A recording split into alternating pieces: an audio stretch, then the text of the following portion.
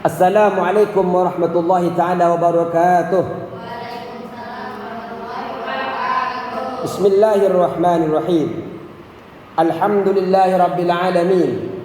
Wassalatu wassalamu ala asrafil anbiya wal mursalin, Sayyidina wa habibina wa syafi'ina wa maulana Muhammadin wa ala alihi wa sahbihi ajma'in. Rabbana la ilma lana illa ma 'allamtana innaka antal alimul hakim. Rabbi shrah li sadri wa yassir li amri wahlul 'uqdatam min lisani yafqahu qawli, amma ba'du. Bismillahirrahmanirrahim. Wa an Aisyah wa an Jabir, ya. Wa an Jabir, dan dari Jabir. Siapa Jabir? Silakan lihat ke catatan nomor 4, ya. Jabir ini siapa? Huwa, adapun Jabir Abu Abdillahi, ini nama kunyanya. Abu Abdillahi, bapaknya Abdullah.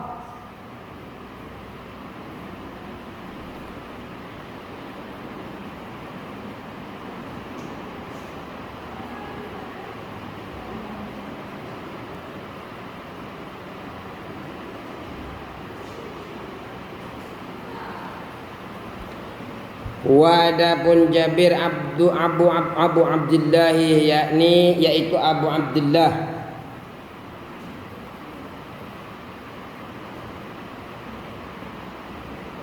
Wa Abu Khalidin, ini kurang, ini adanya Abu, ini Abu Khalid. Wa Abu Khalid kurang, itu nggak ada kan, hanya Khalid kan, ya. Kalau belum makna jangan anggu-anggu.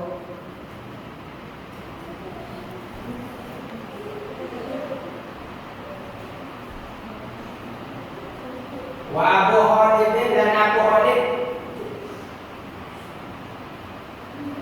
kurang itu. Kayaknya pencetakannya kurang. Wa adapun Jabir Abu Abdillah, yakni Abu Abdillah Abu Khalidin. Wa Abu Khalidin dan Abu Khalid itu kurang abunya, ditambahin.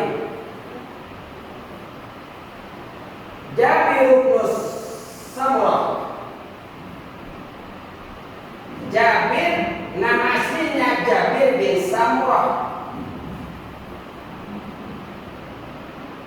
Nama aslinya Jabir Ibnu Samurah, putra daripada Samurah.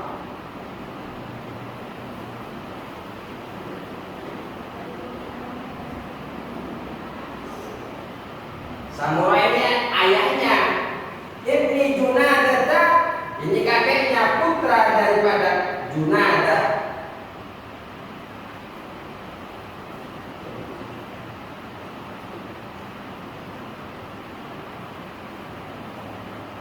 As-Sawa'i, Bani Sawa.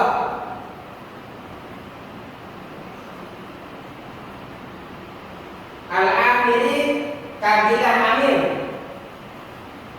Jadi disebut semua ini, ayahnya, kakeknya, baninya, kabilahnya.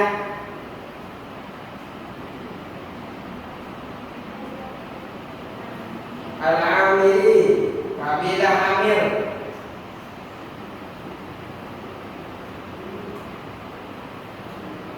Aswad Al-Amiri.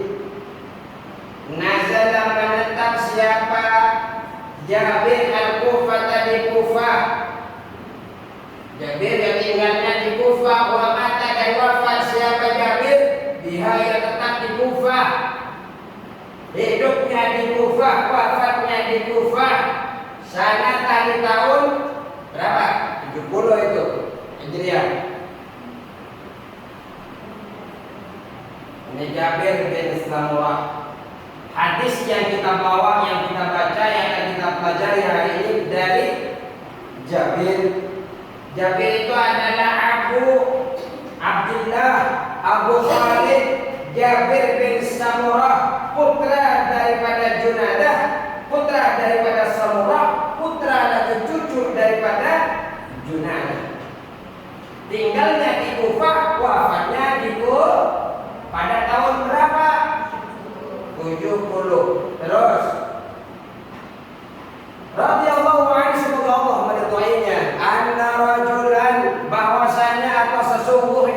seseorang laki-laki atau seseorang sa'al Nabi sallallahu alaihi wasallam, bertanya laki-laki itu kepada Nabi sallallahu alaihi wasallam.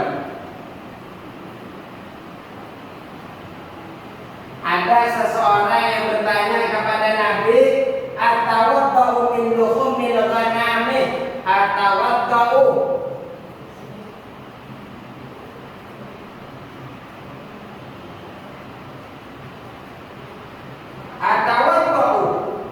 min luhumil ghanami, apakah aku perlu berwudu min luhumil ghanami, dari atau karena memakan daging kambing? Atau min luhumil ghanam, perlukah aku berwudu sebab atau karena atau dari makan daging kambing? Kalau kalian makan kambing, wudu tidak? Pernah makan kambing? Pernah makan kambing? Pernah makan gulai atau kelas? Sate? Pernah? Makan kambing? Wudu? Hah? Enggak? Qala menjawab siapa Nabi, qala berkata siapa Nabi, in syi'ta, jika kamu mau, ya silakan. Ya kalau kamu mau ya wudu.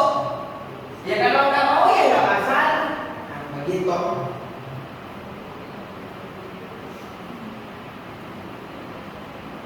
Qala atawaddau, qala bertanya lagi siapa rajul, berkata siapa lagi rajul, laki-laki itu, seseorang itu, atawaddau min luhumil ibil, apakah mesti aku wudu karena makan al-ibili, unta? Kalau aku makan unta Rasul, meskipun aku harus wudu? Kalau tadi aku minta aku makan kambing, engkau mengatakan, engkau bersabda, kalau engkau mau silakan berwudu. Tapi sekarang Rasul, kalau seumpamanya unta, mestikah aku berwudu? Yang kalau senyum dua-dua, kenapa? Coba lihat di sini. Terus.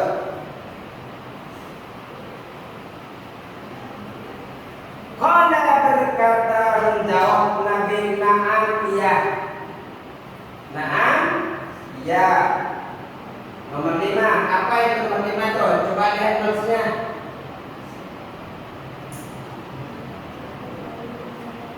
Siapa yang bisa baca notes ini? Ayo bacain. Ketua kelas bacain nomor 5 notes-nya.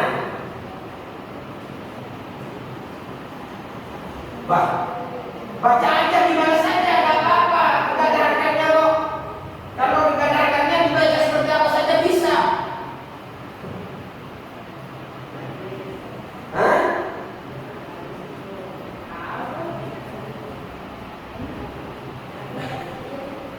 Ayo baca.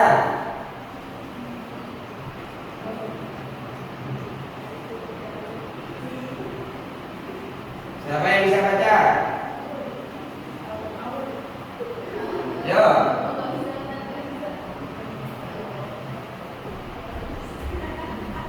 Ayo. Ayo nih, baca. Ayo, kalau kalian bisa ya baca. Al-hadis, adapun hadis ini dalil, yaitu menjadi dalil, menjadi bukti.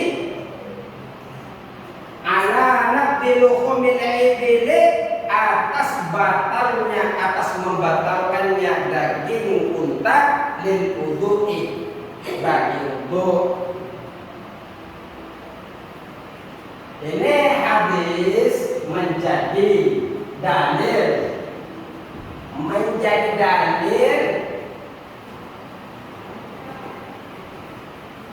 Al-hadis wadakun hadis. Saya balik. Al-hadis itu al-hadis wadakun hadis. Hadis ini dalil, menjadi dalil, menjadi bukti, menjadi hujjah ala naqdi luhumil ibili, atas batal makan daging unta lil wudu'i, bagi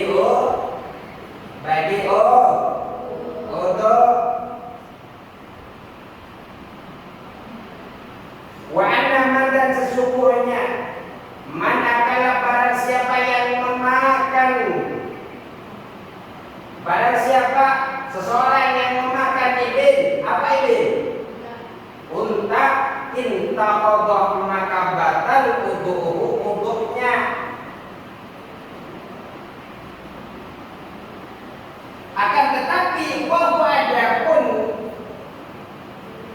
intiqadul wudu, pembatalan wudu hukum membatalkan wudu tadi itu madhabul Imam Ahmad, mengikuti madhabnya Imam Ahmad. Kalau menurut Imam Syafi'i, yo tidak. Jenengan mau memakan satu kambing, dua unta, tiga unta sekaligus sendirian. Nah, kalau mengikuti Imam Ahmad, hukum wudunya semangat. Dan lampung apa dan tembang? Semangat lagi. Semangat. Rugi kalau nggak semangat. Ustaznya saja katanya semangat.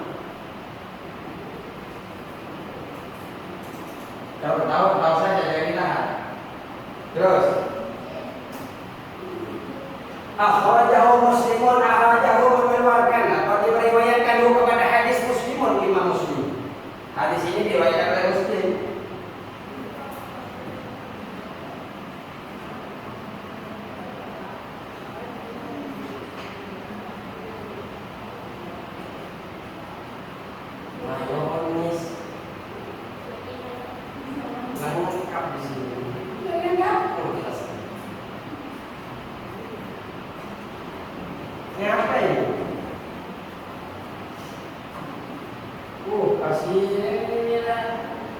Siapa ini?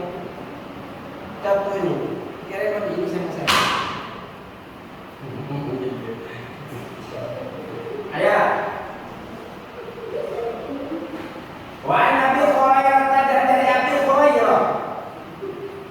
Kenapa ketawa? Ustaznya lagi serius ini di depan nih. Semangat. Wa an Abi Hurairah dan dari Abi Hurairah.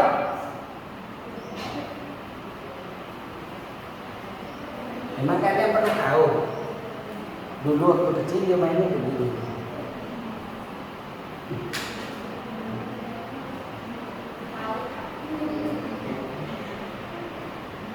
Les.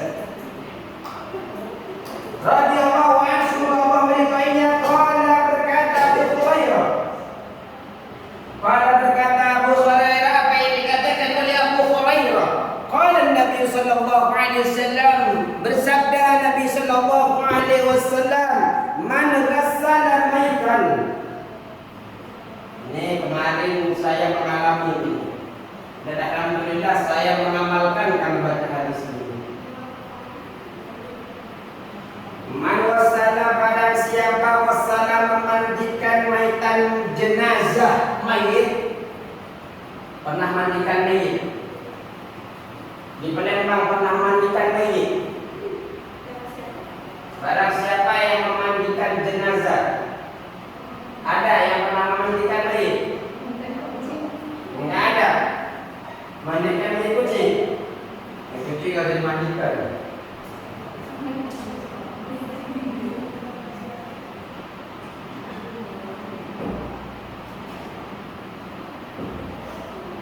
Terus bagaimana?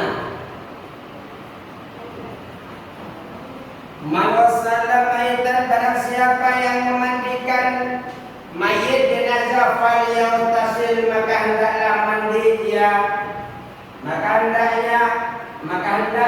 Hendaknya dia mandi. Kalau sudah memandikan mayit, orang yang mandikan yo hendaklah mandi. Pulang kemarin saya mandikan mayit. Setelah memandikan, mengkafani, saya itu mengajarkan cara mengkafani wanita pakai kerudungnya, pakai gamisnya. Mana? Belajar ngurus jenazah pernah? Siapa yang pernah jadi meja di sini? Enggak pernah ada? Sekali-kali. Atau kelas pernah jadi? Enggak. Siapa pakai merpati apa?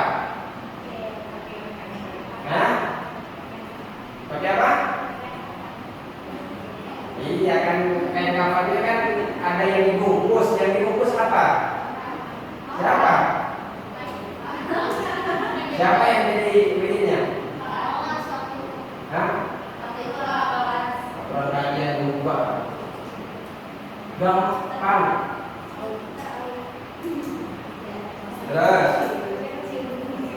Jadi barang siapa yang memandikan jenazah mayit hendaklah mandi. Kalau sudah selesai mandi, ya kan bau sabun, bau kapur barus.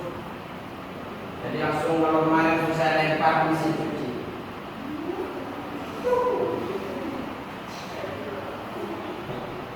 Jadi habis mandi kemarin cepat saya pulang. Dilempar satu-satu. Kita harus cucinya kan ada di belakang. Ternyata lemparan saya kena langsung. Cuma gak dapat kalian. Terus, waman amalahu, dan barang siapa yang memikul atau membawa mayit, faliyatawadda, maka hendaklah ia berwudu. Kalau tadi memandikan, mandi besar. Kalau membawa, ya hendaklah dia punya wudu. Kenapa begitu? Coba lihat notnya nomor 6. Nomor 6 ya. Qala al-Khattabi, berkata siapa Imam Khattabi?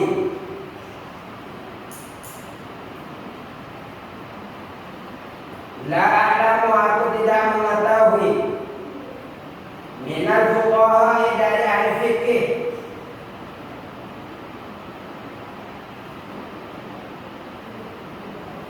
la a'lamu, aku tidak mengetahui minal fuqaha, dari orang ahli fikih, man yujibul ghusla, man orang yujibu, orang yang ahli fikih, yujibu yang wajibkan, ahli fikih ini al-ghusla, kepada mandi, min ghuslil mayyit, dari memandikan mayit, walal wudu, ada tidak pula wudu, min hamlihi, dari membawa mayit, intaha. Jadi saya tidak pernah menemukan ahli fuqaha yang mewajibkan mandi ketika sudah memandikan mayit, dan juga tidak pula saya menemukan ulama yang mewajibkan berwudu setelah membawa mayit. Bila dikatakan berakan, tetapi adapun hukum mandi setelah memandikan mayit, hukum wudu setelah ketika membawa mayit, hukum itu masnunun, yaitu sunnah. Wa man, barang siapa malahu, membawa mayit, falyatawadda, maka hendaknya wudu. Bila dikatakan maknahu, adapun maknanya fal hamalahu wa man hamalahu falyatawadda, ini dikatakan maknanya, maksudnya adalah liyakuna ala wudu'i hali hamlihi liyatahayya. Itu salah tulis kayaknya itu. Liyakuna, agar ada siapa man, orang yang membawa mayit itu, ala wudu'i hali hamlihi, dalam keadaan berwudu saat memikul mayit, litahayya, agar siap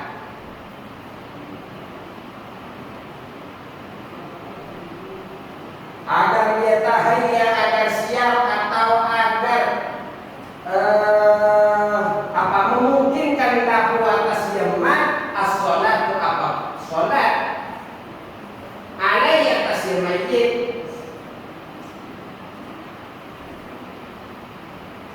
liyakuna, akan ada siapa mana laudu ya hali hamli, atas berwudu saat memikul, liyatahayya lahu sholatu alaihi, itu alimnya lebih itu, liyatahayya, agar siap lahu, bagi man, bagi orang yang akan memikul mayit itu, as-sholatu, sholat alaihi, atas mayit. Jadi setelah memikul itu biar bisa langsung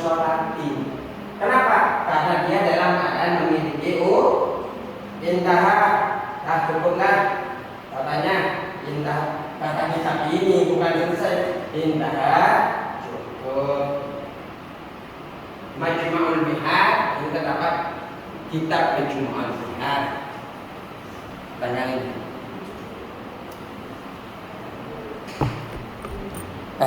Capek ya? Capek. Saya kalian kan sudah makna, saya sudah teriak-teriak agar kalian bisa menyimak. Sekarang saya akan menjelaskan. Jadi fiqhul hadisnya ini adalah wudu itu tidak batal karena memakan daging kambing. Wudu menjadi batal karena memakan daging unta. Inilah yang menjadi pegangan oleh Al-Imam Ahmad. Namun jumhur ulama mengatakan tidak batal. Wudu seseorang yang memakan daging unta tidak batal. Makanya banyak jumhur yang menyanggah pendapatnya Imam Ahmad bahwa hadis ini telah dimansuh, telah dihapus. Jadi kalau Imam Ahmad jadi pegangan bahwa kalau makan unta, kalau kalian nanti pergi ke Arab, kalau ngikutin Imam Ahmad wajib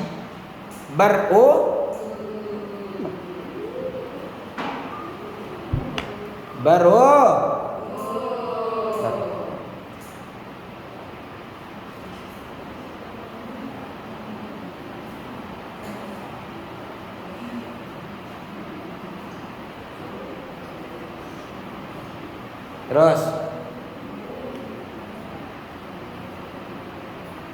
juga jenazah sebelum diapa-apakan, kalau kalian mandikan mayit, keluarkan dulu kotorannya. Tahu cara ngeluarin kotoran? Neng, kalau punya suami meninggal, mandikan. Nggak tahu nanti siapa yang wafat duluan, engkau atau si suami, ketika kalian sudah punya cucu. Jangan mati muda. Doa kepada Allah semoga umurnya berkah, suaminya yang baik. Makanya yang suaminya yang baik biasanya mendengarkan kata ustadznya.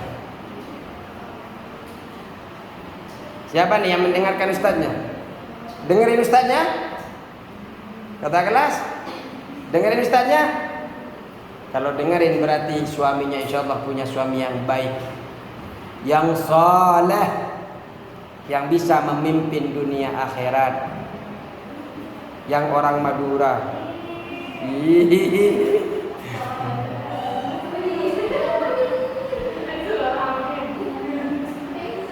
Gak apa-apa orang Madura, kalau orang Maduranya kaya, soleh,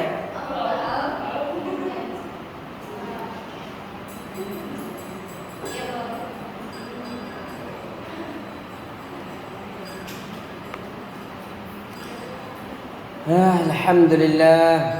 Terus jadi intinya adalah fikih hadisnya disunnahkan mandi setelah memandikan jenazah, disunnahkan berwudu setelah mengusung jenazah. Walaupun ada yang berpendapat ulama bahwa di antara tujuannya kenapa ketika membawa jenazah mesti punya wudu, karena biar siap, biar sigap ketika mensolatkan jenazah.